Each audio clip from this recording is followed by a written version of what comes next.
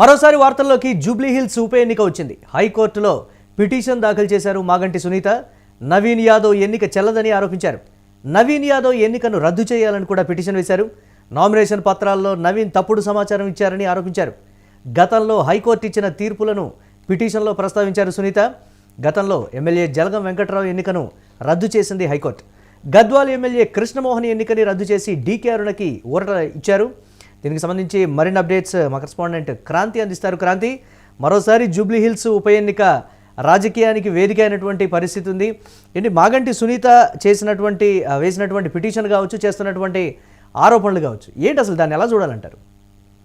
మళ్ళీ గత నెలలో పూర్తయినటువంటి జూబ్లీ హిల్స్ ఉప ఎన్నికల్లో గెలిచినటువంటి కాంగ్రెస్ పార్టీ అభ్యర్థి నవీన్ యాదవ్ అభ్యర్థిత్వాన్ని సవాల్ చేస్తూ ఆయనపై పోటీ చేసిన ఓడిపోయినటువంటి ప్రత్యర్థి మాగంటి సునీత ఎవరైతే ఉన్నారో బీఆర్ఎస్ క్యాండిడేట్, ఆమె హైకోర్టును ఆశ్రయించారు. నవీన్ యాదవ్ కాంగ్రెస్ అభ్యర్థిగా కాంగ్రెస్ బీ ఫామ్ పై పోటీ చేసినటువంటి నవీన్ యాదవ్ ఎన్నికల అధికారులకు ఇచ్చినటువంటి సమాచారంలో కాస్త కీలకమైన అంశాలను, మరి ముఖ్యంగా ఆయనకు క్రైమ్ బ్యాక్గ్రౌండ్ ఏదైతే ఉందో ఆ క్రైమ్ బ్యాక్గ్రౌండ్ సంబంధించినటువంటి వివరాలను పూర్తి స్థాయిలో ఎన్నికల అధికారులకు అందజేయలేదనేటువంటి ప్రధాన ఆరోపణపై ఆమె ఈరోజు తెలంగాణ హైకోర్టును అయితే ఆశ్రయించారు.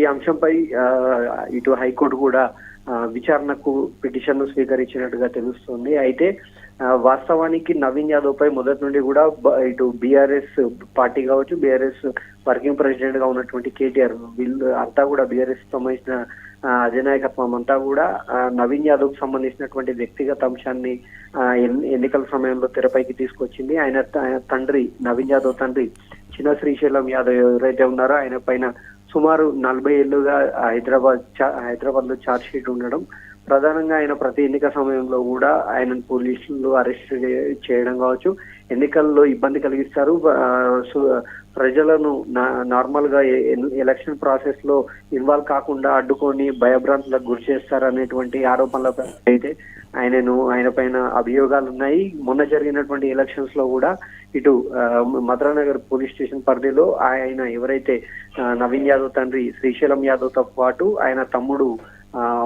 రమేష్ యాదవ్ వీళ్ళందరినీ పై కూడా ఛార్జ్ షీట్ ఉన్న నేపథ్యంలో వాళ్ళను మైండ్ ఓవర్ చేయడం జరిగింది. ఇవే అంశాలను ప్రధానంగా మాగంటి సునీత ఈ రోజు హైకోర్టులో తన పిటిషన్ అయితే ప్రధానంగా పొందుపరిచారు. నవీన్ యాదవ్ కు కూడా క్రిమినల్ బ్యాక్గ్రౌండ్ ఉంది. నవీన్ యాదవ్ కూడా ఆయన పై కూడా అనేక కేసులు ఉన్నాయి. తప్పనిసరిగా ఈయన ఎన్నికల ప్రవర్తన నియమావళికి ఉల్లంఘించి ఎన్నికల నియమ నిబంధనలను పాటించకుండా తప్పుడు సమాచారం అందించి అసలైన సమాచారాన్ని, ప్రధానంగా క్రైమ్ బ్యాక్గ్రౌండ్ మొత్తాన్ని కూడా దాచిపెట్టి ఎన్నికల్లో లబ్ధి పొందారు అనేటువంటి ఒక ఆరోపణలు అయితే నవీన్ యాదవ్ పై సునీత వ్యక్తం చేశారు.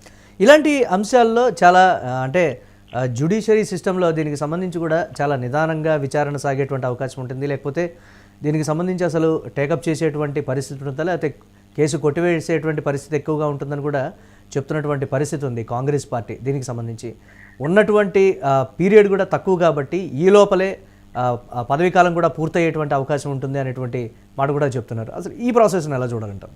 వాస్తవానికి ఈ రోజు నవీన్ యాదవ్ పై వచ్చినటువంటి ఆరోపణలు ఏమైనప్పటికీ కూడా గతంలో ఇలాంటి ఈ తరహా కేసులు తెలంగాణ హైకోర్టులో వాదనలు వచ్చాయి. జస్టిస్ కూడా జరిగిన సందర్భం ఉంది, కానీ ఆలస్యమైందని చెప్పొచ్చు. ఎందుకంటే 2014లో తెలంగాణ వచ్చిన తర్వాత మొదటిసారి జరిగినటువంటి ఎన్నికల్లో జలగం వెంకట్రావు మా ఎక్స్ సీఎం ఉమ్మడి రాష్ట్రానికి ఆయన కుమారుడు వెంకట్రావు అప్పటి టీఆర్ఎస్ పార్టీ తరఫున ఖమ్మం జిల్లా కొత్తగూడెం నుండి పోటీ చేశారు. అప్పుడు కాంగ్రెస్ పార్టీ సమీప అభ్యర్థి వనమ వెంకటేశ్వరరావు పైన ఆయన విజయం సాధించారు. కానీ ఆయన ఎన్నికలు సవాల్ చేస్తూ అప్పుడే వనమ వెంకటేశ్వరరావు హైకోర్టులో పిటిషన్ దాఖలు చేయడం జరిగింది. అయితే ఆ విచారణ సుమారు 2018-19 వరకు కూడా జరిగింది.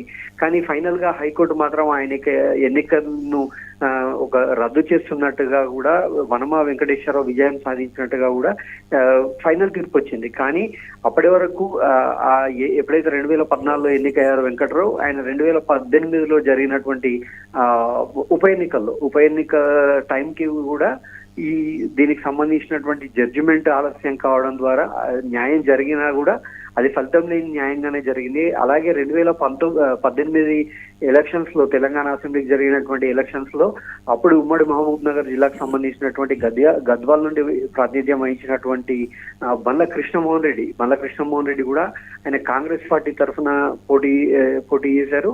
ఆయన కాంగ్రెస్ పార్టీ తరఫునే ఆయన బీఆర్ఎస్ తరఫున పోటీ చేశారు. కాంగ్రెస్ పార్టీ అభ్యర్థి అరుణ, ఎవరైతే డీకే అరుణ ప్రస్తుతం మహబూబ్ నగర్ బీజేపీకి సంబంధించిన ఎంపీగా ఉన్నారో ఆమె పైన ఆయన ఘన విజయం సాధించినట్టుగా కూడా అది ఎన్నికల అధికారులు ప్రకటించారు.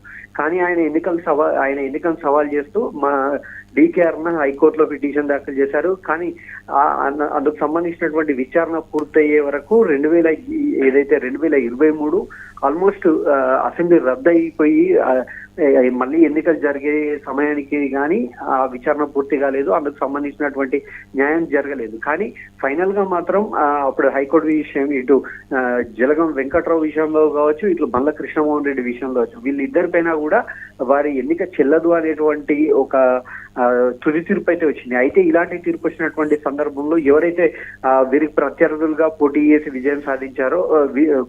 చేశారో వారిని విజేతలుగా ప్రకటిస్తారు. అలాగే అసెంబ్లీ నియమావళి ప్రకారం వారికి ఆ పదవీ కాలం ఏదైతే ఉందో అందుకు సంబంధించినటువంటి పూర్తి జీతభత్యాలు, వారికి ఇటు ప్రభుత్వం ద్వారా రావాల్సినటువంటి అలవెన్సులు, అలాగే వాళ్ళ పదవీ కాలం పూర్తయినట్టుగా భావించి వారికి జీవితాంతం వరకు కూడా పెన్షన్ సౌలభ్యం, వీటన్నిటినీ కూడా ఎవరైతే ఓడిపోయిన అభ్యర్థులు, అంటే వాస్తవ ఎలక్షన్ లో ఓడిపోయినట్టుగా హైకోర్టులో గెలిచినట్టుగా ఎవరికైతే తీర్పు అనుకూలంగా వస్తుందో వారికి ఈ ప్రభుత్వం తరఫున ఈ ప్రొసీజర్స్ మొత్తం కూడా వర్తిస్తాయి.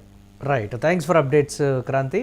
ఇక మరోసారి వార్తల్లోకి అయితే జూబ్లీ హిల్స్ ఉప ఎన్నిక చేరింది. హైకోర్టులో పిటిషన్ దాఖలు చేశారు మాగంటి సునీత. నవీన్ యాదవ్ ఎన్నిక చెల్లదని కూడా ఆరోపిస్తూ ఉన్నారు. నవీన్ యాదవ్ ఎన్నికను రద్దు చేయాలని కూడా ఆమె పిటిషన్ వేసినటువంటి బ్రేకింగ్ న్యూస్ చూస్తున్నాం.